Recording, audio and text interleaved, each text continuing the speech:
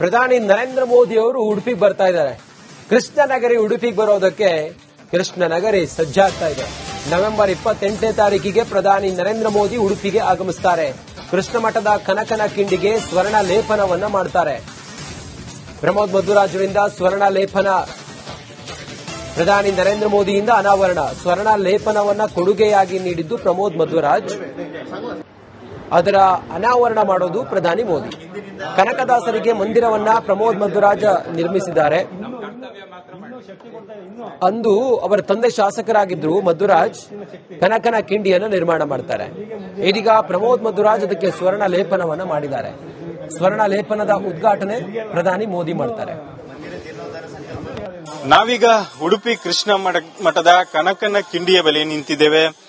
ಯಾಕೆ ಕನಕನ ಕಿಂಡಿ ಹೆಚ್ಚು ಮಹತ್ವ ಅಂತ ಹೇಳಿದ್ರೆ, ಕನಕದಾಸರು ಈ ಮೂಲಕವಾಗಿ, ಇದೇ ಕಿಂಡಿಯ ಮೂಲಕವಾಗಿ ಶ್ರೀಕೃಷ್ಣನ ದರ್ಶನವನ್ನ ಮಾಡ್ತಾರೆ ಅನ್ನುವಂಥದ್ದು. ಶ್ರೀಕೃಷ್ಣ ಕನಕದಾಸರ ಭಕ್ತಿಗೆ ಉಳಿದು ಪಶ್ಚಿಮಕ್ಕೆ ತಿರುಗ್ತಾನೆ ಅನ್ನೋದು ಪ್ರತೀತಿ. ಈ ಕನಕನ ಕಿಂಡಿಯ ಮೂಲಕ ಬರುವಂತ ಲಕ್ಷಾಂತರ ಭಕ್ತರು ದಿನನಿತ್ಯ ಶ್ರೀಕೃಷ್ಣನ ದರ್ಶನವನ್ನ ಮಾಡ್ತಾರೆ. ಕನಕನ ಕಿಂಡಿಯ ಮೂಲಕ ಶ್ರೀಕೃಷ್ಣನ ದರ್ಶನ ಮಾಡಿದ್ರೆ ಎಲ್ಲಾ ರೀತಿಯ ಪುಣ್ಯ ಸಿಗ್ತದೆ ಅನ್ನುವಂಥ ನಂಬಿಕೆಯೂ ಕೂಡ ಇರುವಂತದ್ದು. ಸದ್ಯಕ್ಕೆ ನರೇಂದ್ರ ಮೋದಿಯವರು 28ನೇ ತಾರೀಕು ಉಡುಪಿಗೆ ಆಗಮಿಸ್ತಾ ಇದ್ದಾರೆ. ಇಂತಹ ಸಂದರ್ಭದಲ್ಲಿ ಈ ಕನಕನ ಕಿಂಡಿಗೆ ಸ್ವರ್ಣ ಲೇಪನವನ್ನು ಕೂಡ ಮಾಡಲಾಗಿದೆ. ಈ ಹಿಂದೆ ಇದು ನಾರ್ಮಲ್ ಆಗಿತ್ತು, ಈಗ ಸದ್ಯಕ್ಕೆ ಅದಕ್ಕೆ ಸ್ವರ್ಣ ಲೇಪನವನ್ನು ಮಾಡಲಾಗಿದೆ. ಉದ್ಯಮಿ, ರಾಜಕಾರಣಿ ಆಗಿರುವಂತಹ ಪ್ರಮೋದ್ ಮಧ್ವರಾಜ್ ಅವರು ಅವರ ಪ್ರಾಯೋಜಕತ್ವದಂತೆ ಇದಕ್ಕೆ ಸ್ವರ್ಣ ಲೇಪನವನ್ನು ಮಾಡಲಾಗಿದೆ. ಹಾಗಾಗಿ ಇದನ್ನು ಸ್ವರ್ಣ ಲೇಪಿತ ಕನಕನ ಕಿಂಡಿಯಾಗಿ ಒಂದು ರಾರಾಜಿಸುವುದಕ್ಕಿದೆ. ಇದನ್ನ ಪ್ರಧಾನಿ ನರೇಂದ್ರ ಮೋದಿ ಅವರು ಒಂದು ಉದ್ಘಾಟನೆಯನ್ನು ಕೂಡ ಮಾಡಲಿದ್ದಾರೆ ಅನ್ನುವಂಥದ್ದು. ಹಾಗಾಗಿ ಇನ್ನು ಭಕ್ತರು ಶ್ರೀಕೃಷ್ಣನ ದರ್ಶನವನ್ನ ಈ ಸ್ವರ್ಣಲೇಪಿತ ಕನಕನ ಕಿಂಡಿಯ ಮೂಲಕ ಮಾಡೋದಕ್ಕೆ ಅವಕಾಶ ಇರುವಂತದ್ದು. ಜೊತೆಗೆ ಪ್ರಮೋದ್ ಮಧ್ವರಾಜ್ ಅವರ ತಂದೆ ಕನಕದಾಸರಿಗೆ ಒಂದು ಗುಡಿಯನ್ನ ಕೂಡ ಕಟ್ಟಿರುವಂತದ್ದು. ಕನಕ ದಾಸರ ಗುಡಿಯನ್ನ ನಾವು ನೋಡಬಹುದು. ಸುಮಾರು ವರ್ಷಗಳ ಹಿಂದೆ ಇಲ್ಲೊಂದು ಕನಕನ ಕಿಂಡಿಯ ಮುಂಭಾಗದಲ್ಲಿ ಕನಕನ ಗುಡಿಯನ್ನ ಕೂಡ ಮಾಡಿರುವಂತದ್ದು. ಅದಕ್ಕೂ ಕೂಡ ಪ್ರತಿನಿತ್ಯ ಪೂಜೆ ನಡೀತದೆ. ಒಟ್ಟಿನಲ್ಲಿ ಕನಕದಾಸರನ್ನ ಈ ಮೋದಿ ಬರುವಂತಹ ಸಂದರ್ಭದಲ್ಲಿ ಒಂದು ರೀತಿಯಲ್ಲಿ ಗೌರವಯುತವಾಗಿ ಈ ಭಾಗದಲ್ಲಿ ಭಕ್ತರು ಸದಾ ನೆನೀತಾರೆ. ಈ ಸಂದರ್ಭದಲ್ಲೂ ಕೂಡ ನೆನ್ಕೊಂಡಿದ್ದಾರೆ ಅನ್ನೋದನ್ನು ನಾವು ಗಮನಿಸಬಹುದು. ಒಟ್ಟಿನಲ್ಲಿ ಒಂದು ಸ್ವರ್ಣಲೇಪಿತ ಕನಕನ ಕಿಂಡಿ ಆದ್ರೆ, ಇನ್ನೊಂದು ಕನಕದಾಸರ ಗುಡಿ, ಪ್ರಮೋದ್ ಮಧ್ವರಾಜ್ ಅವರು ನಿರ್ಮಿಸಿರುವಂತಹ ಕನಕದಾಸರ ಗುಡಿಯನ್ನು ಕೂಡ ಇಲ್ಲಿ ನಿತ್ಯವೂ ಕೂಡ 3 ಹೊತ್ತು ಪೂಜೆಗಳು ಕೂಡ ನಡೆಯುವಂತದ್ದು. ಭಕ್ತರು ಕೃಷ್ಣ ಮಠಕ್ಕೆ ಭೇಟಿ ನೀಡಿದಂತಹ ಸಂದರ್ಭದಲ್ಲಿ ಕನಕದಾಸರಿಗೂ ತಮ್ಮ ಭಕ್ತಿಯನ್ನು ಸಮರ್ಪಿಸುತ್ತಾರೆ. ಒಟ್ಟಿನಲ್ಲಿ ಕೃಷ್ಣ ಮಠದ ಒಂದು ಅಂದ ಚಂದ ಶೃಂಗಾರ ಇನ್ನಷ್ಟು ಹೆಚ್ಚಿದೆ. ಭಕ್ತರಿಗೆ ಇನ್ನಷ್ಟು ಮುದ ನೀಡುವಂತ ಪರಿಸ್ಥಿತಿ ಸದ್ಯಕ್ಕೆ ನಿರ್ಮಾಣ ಆಗಿರುವಂತದ್ದು. ಹರೀಶ್ ಪಾಲೆಚಾರ್, ರಿಪಬ್ಲಿಕ್. ಪ್ರಧಾನಿ ನರೇಂದ್ರ ಮೋದಿ ಅವರು ಉಡುಪಿಗೆ ಬರ್ತಾ ಇದ್ದಾರೆ. ಕೃಷ್ಣನಗರಿ ಉಡುಪಿಗೆ ಬರೋದಕ್ಕೆ ಕೃಷ್ಣನಗರಿ ಸಜ್ಜಾಗ್ತಾ ಇದೆ. ನವೆಂಬರ್ 28ನೇ ತಾರೀಕಿಗೆ ಪ್ರಧಾನಿ ನರೇಂದ್ರ ಮೋದಿ ಉಡುಪಿಗೆ ಆಗಮಿಸುತ್ತಾರೆ. ಕೃಷ್ಣ ಮಠದ ಕನಕನ ಕಿಂಡಿಗೆ ಸ್ವರ್ಣ ಲೇಪನವನ್ನ ಮಾಡ್ತಾರೆ. ಪ್ರಮೋದ್ ಮಧ್ವರಾಜರಿಂದ ಸ್ವರ್ಣ ಲೇಪನ, ಪ್ರಧಾನಿ ನರೇಂದ್ರ ಮೋದಿಯಿಂದ ಅನಾವರಣ. ಸ್ವರ್ಣ ಲೇಪನವನ್ನ ಕೊಡುಗೆಯಾಗಿ ನೀಡಿದ್ದು ಪ್ರಮೋದ್ ಮಧ್ವರಾಜ್, ಅದರ ಅನಾವರಣ ಮಾಡೋದು ಪ್ರಧಾನಿ ಮೋದಿ. ಕನಕದಾಸರಿಗೆ ಮಂದಿರವನ್ನ ಪ್ರಮೋದ್ ಮಧ್ವರಾಜ್ ನಿರ್ಮಿಸಿದ್ದಾರೆ. ಅಂದು ಅವರ ತಂದೆ ಶಾಸಕರಾಗಿದ್ರು ಮಧ್ವರಾಜ್ ಕನಕನ ಕಿಂಡಿಯನ್ನು ನಿರ್ಮಾಣ ಮಾಡ್ತಾರೆ. ಇದೀಗ ಪ್ರಮೋದ್ ಮಧ್ವರಾಜ್ ಅದಕ್ಕೆ ಸ್ವರ್ಣ ಲೇಪನವನ್ನ ಮಾಡಿದ್ದಾರೆ. ಸ್ವರ್ಣ ಲೇಪನದ ಉದ್ಘಾಟನೆ ಪ್ರಧಾನಿ ಮೋದಿ ಮಾಡ್ತಾರೆ. ನಾವೀಗ ಉಡುಪಿ ಕೃಷ್ಣ ಮಠದ ಕನಕನ ಕಿಂಡಿಯ ಬಳಿ ನಿಂತಿದ್ದೇವೆ.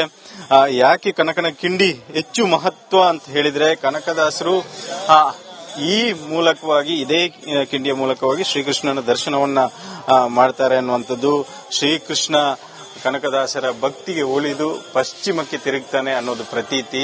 ಈ ಕನಕನ ಕಿಂಡಿಯ ಮೂಲಕ ಬರುವಂತ ಲಕ್ಷಾಂತರ ಭಕ್ತರು ದಿನನಿತ್ಯ ಶ್ರೀಕೃಷ್ಣನ ದರ್ಶನವನ್ನು ಮಾಡ್ತಾರೆ. ಕನಕನ ಕಿಂಡಿಯ ಮೂಲಕ ಶ್ರೀಕೃಷ್ಣನ ದರ್ಶನ ಮಾಡಿದ್ರೆ ಎಲ್ಲಾ ರೀತಿಯ ಪುಣ್ಯ ಸಿಗ್ತದೆ ಅನ್ನುವಂಥ ನಂಬಿಕೆಯೂ ಕೂಡ ಇರುವಂತದ್ದು. ಸದ್ಯಕ್ಕೆ ನರೇಂದ್ರ ಮೋದಿಯವರು 28ನೇ ತಾರೀಕು ಉಡುಪಿಗೆ ಆಗಮಿಸ್ತಾ ಇದ್ದಾರೆ. ಇಂತಹ ಸಂದರ್ಭದಲ್ಲಿ ಈ ಕನಕನ ಕಿಂಡಿಗೆ ಸ್ವರ್ಣ ಲೇಪನವನ್ನು ಕೂಡ ಮಾಡಲಾಗಿದೆ.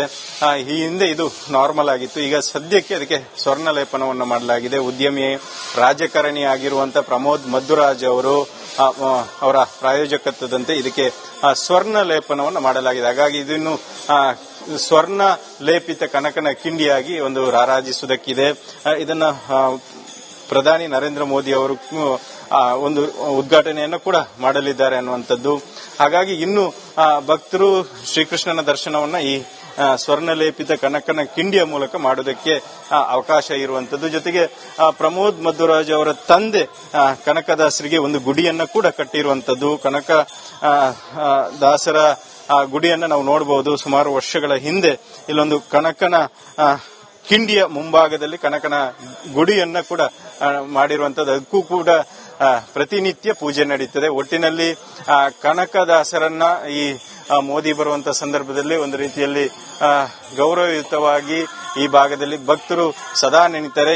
ಈ ಸಂದರ್ಭದಲ್ಲೂ ಕೂಡ ನೆನ್ಕೊಂಡಿದ್ದಾರೆ ಅನ್ನೋದನ್ನು ನಾವು ಗಮನಿಸಬಹುದು. ಒಟ್ಟಿನಲ್ಲಿ ಒಂದು ಸ್ವರ್ಣಲೇಪಿತ ಕನಕನ ಕಿಂಡಿ ಆದ್ರೆ ಇನ್ನೊಂದು ಕನಕದಾಸರ ಗುಡಿ, ಪ್ರಮೋದ್ ಮಧ್ವರಾಜ್ ಅವರು ನಿರ್ಮಿಸಿರುವಂತಹ ಕನಕದಾಸರ ಗುಡಿಯನ್ನು ಕೂಡ ಇಲ್ಲಿ ನಿತ್ಯವೂ ಕೂಡ 3 ಹೊತ್ತು ಪೂಜೆಗಳು ಕೂಡ ನಡೆಯುವಂತದ್ದು. ಭಕ್ತರು ಕೃಷ್ಣ ಮಠಕ್ಕೆ ಭೇಟಿ ನೀಡಿದಂತಹ ಸಂದರ್ಭದಲ್ಲಿ ಕನಕದಾಸರಿಗೂ ತಮ್ಮ ಭಕ್ತಿಯನ್ನು ಸಮರ್ಪಿಸುತ್ತಾರೆ. ಒಟ್ಟಿನಲ್ಲಿ ಕೃಷ್ಣ ಮಠದ ಒಂದು ಅಂದ ಚಂದ ಶೃಂಗಾರ ಇನ್ನಷ್ಟು ಹೆಚ್ಚಿದೆ. ಭಕ್ತರಿಗೆ ಇನ್ನಷ್ಟು ಮುದ ನೀಡುವಂತ ಪರಿಸ್ಥಿತಿ ಸದ್ಯಕ್ಕೆ ನಿರ್ಮಾಣ ಆಗಿರುವಂತದ್ದು. ಹರೀಶ್ ಪಾಲೆಚಾರ್, ರಿಪಬ್ಲಿಕ್.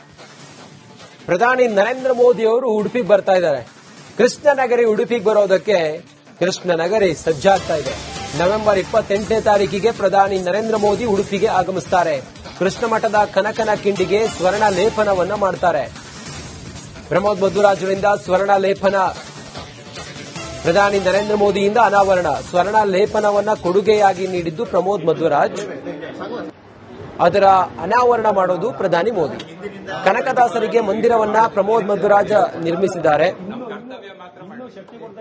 ಅಂದು ಅವರ ತಂದೆ ಶಾಸಕರಾಗಿದ್ರು ಮಧ್ವರಾಜ್ ಕನಕನ ಕಿಂಡಿಯನ್ನು ನಿರ್ಮಾಣ ಮಾಡ್ತಾರೆ. ಇದೀಗ ಪ್ರಮೋದ್ ಮಧ್ವರಾಜ್ ಅದಕ್ಕೆ ಸ್ವರ್ಣ ಲೇಪನವನ್ನ ಮಾಡಿದ್ದಾರೆ. ಸ್ವರ್ಣ ಲೇಪನದ ಉದ್ಘಾಟನೆ ಪ್ರಧಾನಿ ಮೋದಿ ಮಾಡ್ತಾರೆ.